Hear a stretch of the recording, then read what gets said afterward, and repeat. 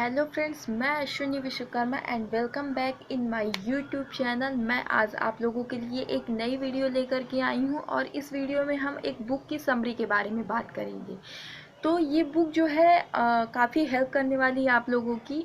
और ये बुक आप लोगों को यही बताएगी कि अगर आप लोगों की लाइफ में किसी भी तरह का कोई भी चेंजेस आ गया है, फॉर एग्ज़ाम्पल अभी कोरोना वायरस की वजह से काफ़ी सारे चेंजेस आए हैं हमारी लाइफ में, तो ये बुक्स भी आपको बताएगी कि अगर आपकी लाइफ में किसी भी वजह से कोई चेंजेस आ गए हैं तो आप उस चेंज को कैसे फेस करें और अपनी लाइफ स्टाइल को किस तरीके से मैनेज करें।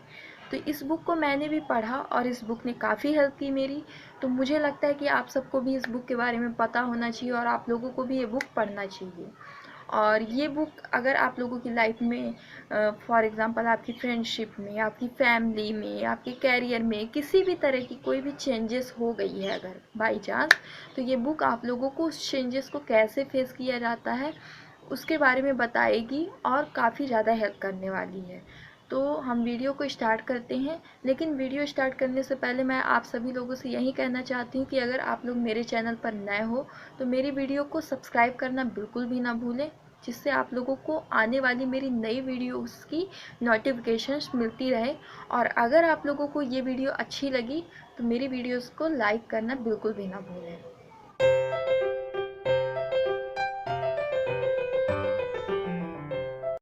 तो इस बुक का नाम है हु मूव्ड माई चीज़ और इस बुक को लिखा है स्पेंसर जॉनसन ने। इस बुक में 4 कैरेक्टर के बारे में बताया गया है और इस चारों कैरेक्टर में एक कैरेक्टर का नाम रहता है स्नीप, दूसरे का नाम रहता है स्कैरी, तीसरे का नाम रहता है हेम और चौथे का नाम रहता है हाउ। तो आप इन चारों कैरेक्टर से सीख सकते हैं कि आप लोगों को लाइफ में क्या करना चाहिए। तो इसमें स्निप और स्कैरी जो रहते हैं वो 2 चूहे रहते हैं और हेम और हाव जो रहते हैं वो 2 इंसान रहते हैं, लेकिन उनकी जो लंबाई रहती है वो चूहों के बराबर ही रहती है। तो ये चारों कैरेक्टर एक मेज में रहते हैं, एक भूल-भुलैये में रहते हैं और जिसमें अलग-अलग स्टेशंस होते हैं और इन्हीं अलग-अलग स्टेशंस में जा कर के इन चारों कैरेक्टर को अपने लिए चीज़ ढूँढना रहता है। ये चीज़ को आप लोग अपनी लाइफ की कैरियर, फैमिली, रिलेशनशिप से भी रिलेटेड कर सकते हो। चीज़ ये आपकी डिज़ायर से भी रिलेटेड हो सकता है। तो इसी तरह इनके लिए चीज़ काफ़ी इम्पोर्टेंस रखती है। तो ये लोग सुबह उठते ही चीज़ की खोज में निकल जाते हैं। एक भूल-भुलैये से ये लोग दूसरे भूल-भुलैये में जाते हैं और ये लोग चीज़ की खोज में निकले रहते हैं और इन्हें यही लगता है कि ये चीज़ कहीं से मिल जाए। तो स्निप और स्कैरी भी चीज़ की खोज में लगे रहते हैं और इनका माइंड जो रहता है काफ़ी नॉर्मल रहता है, मतलब कि ह्यूमन माइंड से बिल्कुल नॉर्मल रहता है। हम लोगों का माइंड जो है एकदम बिलीफ और इमोशन से जुड़ा हुआ रहता है, लेकिन स्निप और स्कैरी का माइंड जो है तो इन चीज़ों से बंधा हुआ नहीं रहता है। जबकि हेम और हाफ जो रहते हैं वो काफ़ी कॉम्प्लेक्सेड माइंड वाले रहते हैं। आई मीन उनका जो माइंड रहता है वो बिलीफ और इमोशंस के सिस्टम के साथ चलता है। तो स्निप और स्कैरी बहुत दिनों तक चीज़ की खोज में लगे रहते हैं। स्निप और स्कैरी एक ऐसा टाइम आता है कि सूंघते सूंघते और खोज करते करते चीज़ के एक भंडार के पास पहुंचते हैं, जो चीज़ उन्हें स्टेशन सी पर मिलती है। और उसी तरीके से हेम और हाफ भी जो होते हैं तो वो भी ढूंढते ढूंढते उस चीज़ के भंडार के पास पहुंच जाते हैं स्टेशन सी पर। तो स्निप और स्कैरी काफ़ी खुश होते हैं कि आखिर उनकी जो मेहनत है वो सफल हुई और वो उस चीज़ के अगल बगल ही अपने रहने का भी इंतज़ाम कर लेते हैं और चीज़ खाते हैं और चीज़ खा के थोड़ी देरी आराम करते हैं चीज़ के बगल में और फिर वो अपने रहने वाली जगह पर चले जाते हैं। और इसी तरीके से हेम और हाफ भी जो रहते हैं तो वो चीज़ को देख कर के काफ़ी खुश होते हैं और चीज़ को आराम से खाते हैं और आराम करते हैं और फिर वापस अपनी जगह पर लौट आते हैं। तो इसी तरह से दिन बीतता जाता है और स्निप और स्कैरी जो हैं तो वो लोग भी चीज़ खाते रहते हैं और जो दोनों चूहे रहते हैं उन्हें चीज़ खाते खाते ये अंदाज़ा लग जाता है कि चीज़ जो है उनकी अब ख़त्म होने वाली है। और वहीं पर हेम और हाफ जो रहते हैं उन्होंने कभी सोचा ही नहीं रहता है कि ये चीज़ कभी ख़त्म होगी। उन्हें लगता है कि ये चीज़ उनकी ज़िंदगी भर चलने वाली है और उन्हें यही लगता है कि ये चीज़ कभी ख़त्म नहीं होने वाली है। तो वो भी चीज़ को खाते हैं और फिर आराम करते हैं। तो फिर एक दिन ऐसा भी आता है कि जब चीज़ का जो भंडार रहता है वो ख़त्म हो जाता है। स्नीप और स्कैरी को ये बात पहले से पता रहती है कि ये चीज़ तो ख़त्म होने ही वाली थी और आज ये ख़त्म हो गई, तो वो लोग एक नई चीज़ की तलाश में जुट जाते हैं। और वहीं हेम और हाफ को कभी इस बात का अंदाज़ा भी नहीं था कि चीज़ जो है उनकी ख़त्म होगी, और वो इस बात से काफ़ी ज़्यादा परेशान हो जाते हैं कि चीज़ आखिर उनकी गई कहाँ, जबकि चीज़ उनकी धीरे धीरे ख़त्म हो रही थी, बट उन्हें इस बात का अंदाज़ा ही नहीं था। तो हेम कहता है हाफ से कि हमारी चीज़ किसी ने चुरा ली है। तो हाफ कहता है कि ऐसा नहीं हो सकता है, चीज़ हो सकता है धीरे धीरे ख़त्म होती रही हो, लेकिन हम लोगों ने ध्यान नहीं दिया।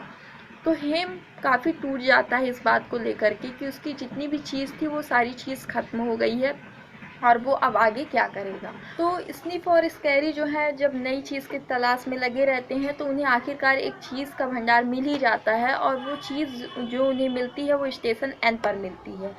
ये चीज़ जो रहती है स्टेशन सी की तुलना में काफ़ी ज़्यादा रहती है और इसमें बहुत सारी वैरायटी भी रहती है। तो स्नीफ और स्कैरी काफ़ी खुश होते हैं और वहीं पर वो चीज़ खाते हैं और वहीं पर वो आराम करते हैं, और बहुत ही उन्हें अच्छा लगता है चीज़ के भंडार को पा करके। और यहाँ हेम और हाफ का काफ़ी ज़्यादा बुरा हाल रहता है। हेम तो पूरी तरह से डिप्रेशन में चला जाता है कि आखिर उसकी चीज़ गई तो गई कहाँ, किसी ने उसकी चीज़ चुरा ली क्या। और हाफ जो रहता है तो वो हिम्मत नहीं हारता है और वो कहता है कि मैं चीज़ को ढूंढूंगा फिर से। तो वो हाफ जो है वो आगे निकल जाता है चीज़ को ढूंढने के लिए, और आगे चल कर के वो बहुत सारे एक्सपीरियंस को फेस करता है। उसे कभी कभी तो लगता है कि वो कभी किसी भी तरह की चीज़ को नहीं पा पाएगा, हो सकता है अब स्टेशन सी जैसी चीज़ उसको जो है कभी नहीं मिलेगी। और हेम शायद सही ही कह रहा है कि अब उसे स्टेशन सी पर ही रह करके चीज़ का इंतज़ार करना चाहिए। फिर कभी कभी हाफ को लगता है कि एक बार कोशिश करके देखना चाहिए, हो सकता है कि अगर मैं किसी और स्टेशन में जाऊं और उससे और भी ज़्यादा चीज़ मिल जाए तो और भी अच्छा होगा। तो एक बार तो हाव इतनी ज़्यादा हिम्मत हार जाता है कि वह हेम के पास दोबारा चीज़ के कुछ टुकड़े पाता है और उस चीज़ के टुकड़े को लेकर के जाता है हेम के पास। और हेम जो रहता है वो इतना ज़्यादा टूट चुका रहता है कि वो कहता है कि मुझे ये चीज़ नहीं चाहिए, मुझे वही चीज़ चाहिए जो स्टेशन सी पर उसने खाई थी। तो हाव उस बात को सुन कर के और घबरा जाता है और वो फिर से एक डिसीजन लेता है, दृढ़ निश्चय करता है कि अब वह दोबारा स्टेशन सी पर नहीं जाएगा, बल्कि चीज़ के इंतज़ार में नहीं बैठेगा, बल्कि वो नई चीज़ को खोजने में अपनी मेहनत जो है वो जारी रखेगा, अपने संघर्ष को नहीं छोड़ेगा।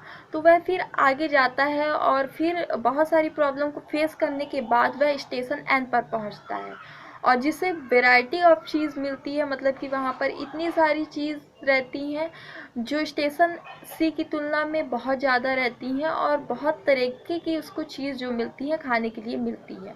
तो हाव जो है वो एक पल के लिए हेम के बारे में भी सोचता है कि काश हेम होता तो वो भी उसके साथ इन चीज़ का लुत्फ़ उठा सकता।